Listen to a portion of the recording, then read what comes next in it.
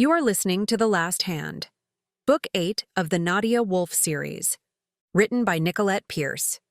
Copyright 2018. Audio copyright 2025 by Pierced Heart Publishing. Digitally narrated with full cast of voices.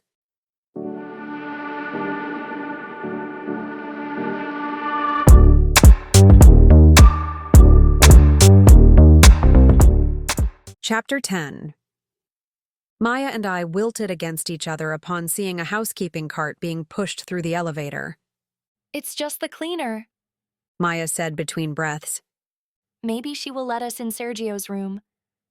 I don't think so. It's against hotel policy, There's no harm in trying.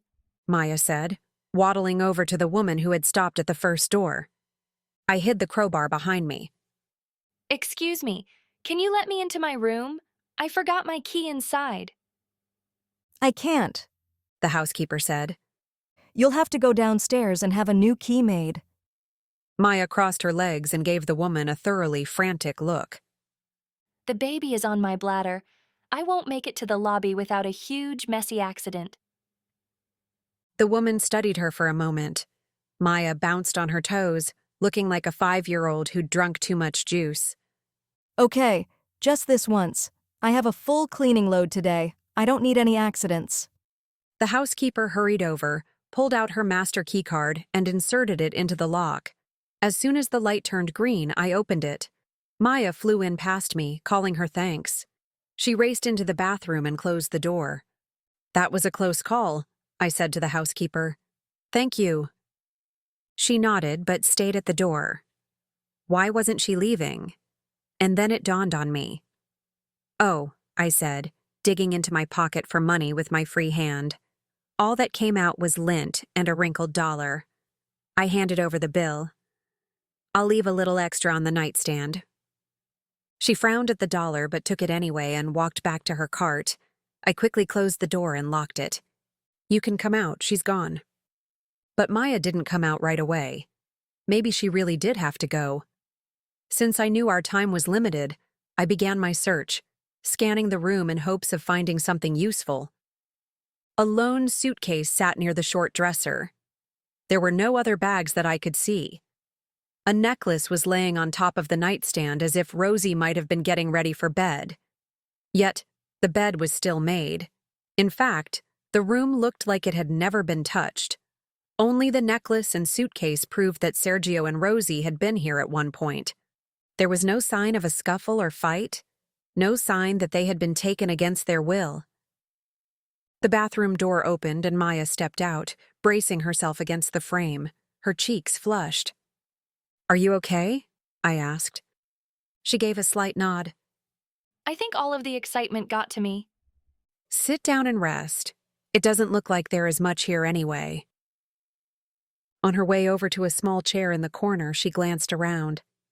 They only brought one suitcase? I assume so, unless the other was stolen. I brought 2 suitcases just for me. Yes, but you also had a bedroom converted into a closet. She smiled. I do like clothes. That was an understatement. Curious to know what was inside the suitcase, I picked it up and set it on the bed. It had no brightly colored name tag to identify it from the hordes at the airport. Do you think they're a couple? I asked, wondering about Sergio and Rosie's relationship. Maya nodded. Most definitely.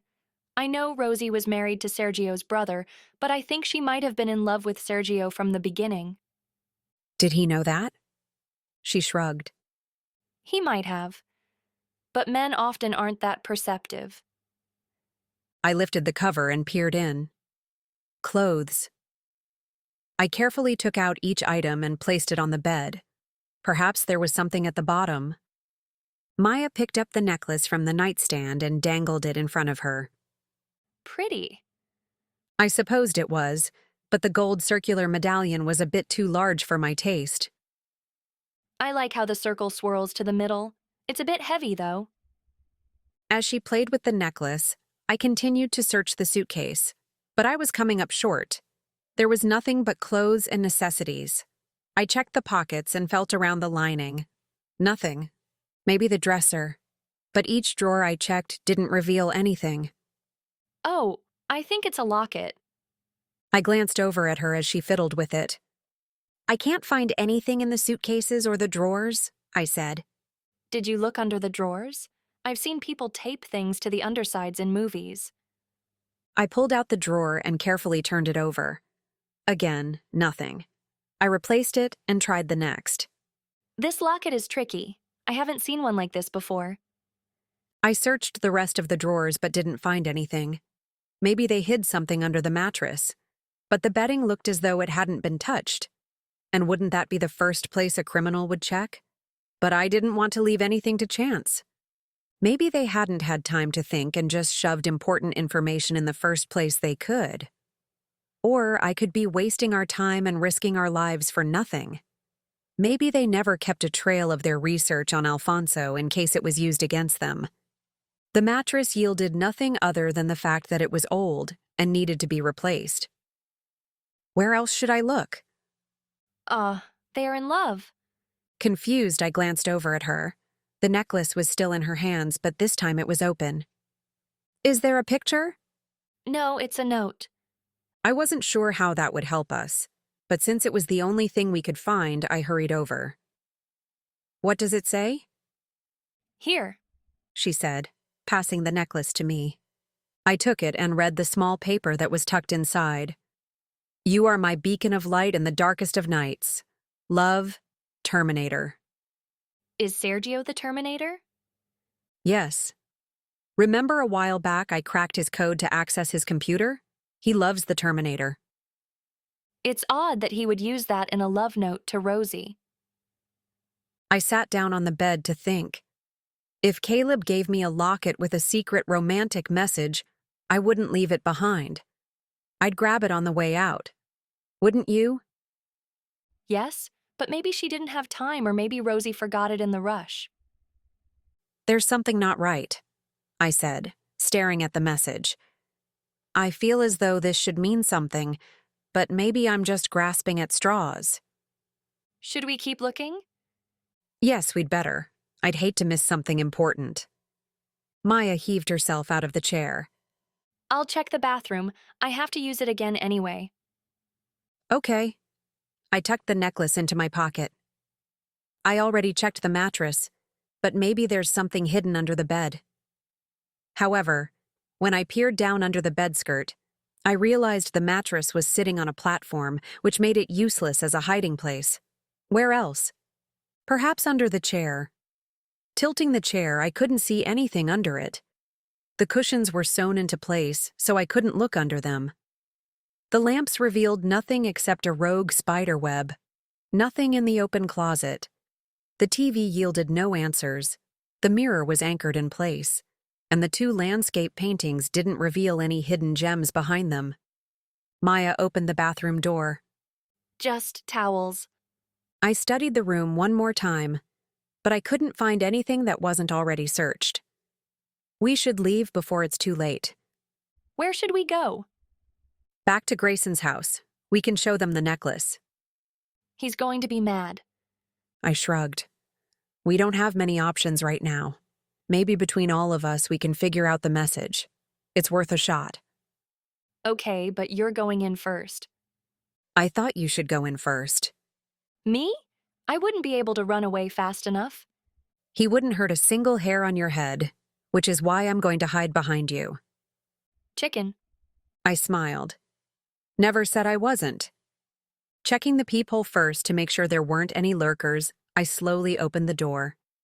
The housekeeping cart was still at the end of the hall near the elevator.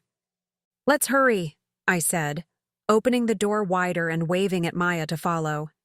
My heart thudded hard in my chest as we raced to the elevator. I jabbed the down button several times before Maya scolded me. We need that button. Stop trying to break it.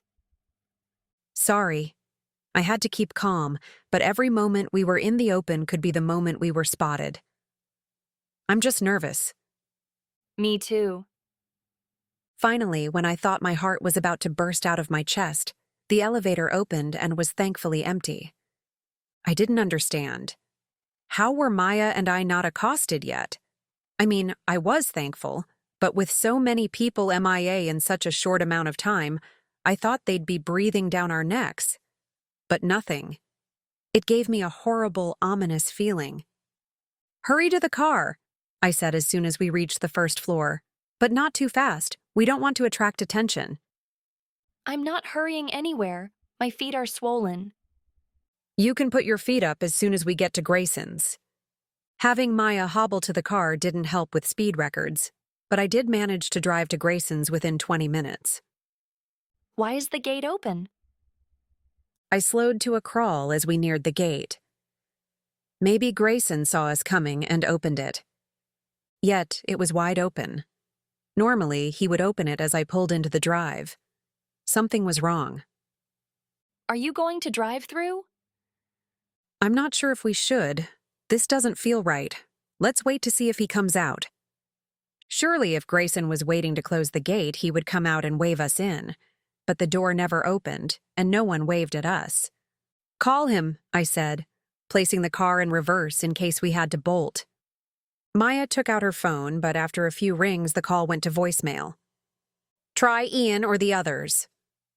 After trying Ian, Gwen, and Jenna, she shook her head. No one is answering. Fear shredded through me. Our safety zone was gone. Everyone was gone. Only Maya and I were left. 2 pregnant ladies. One was about to explode and the other about to barf. We were the only ones left to try to save the others. If they were even alive to save. Glancing over at Maya, I could see the same thoughts running through her, paralyzing her expression into dismay. I quickly backed out of the driveway and found a nook down the road to pull over in so we could think.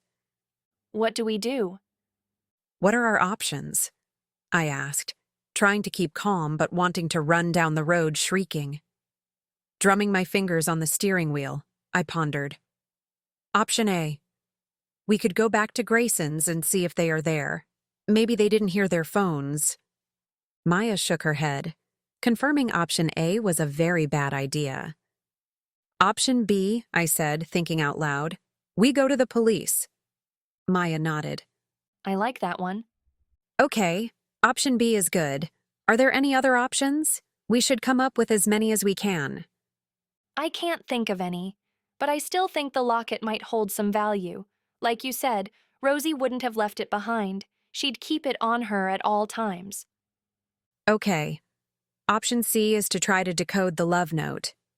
Since it was all we had, I didn't want to squash any glimmer of hope yet. But really, I thought it was just Sergio being silly. We'll go to the police. While they try to find the others, we'll decode the necklace. It would keep Maya's mind occupied. Maya took a breath and ran a gentle hand on her belly. I hope the police do a better job than we have. I'm sure they will. I can't see how they could do a worse job. At least they aren't on Alfonso's list. She gave a nod. Let's go. And at least if we were at the police station, we'd be safe. I turned the car around and headed back to the city.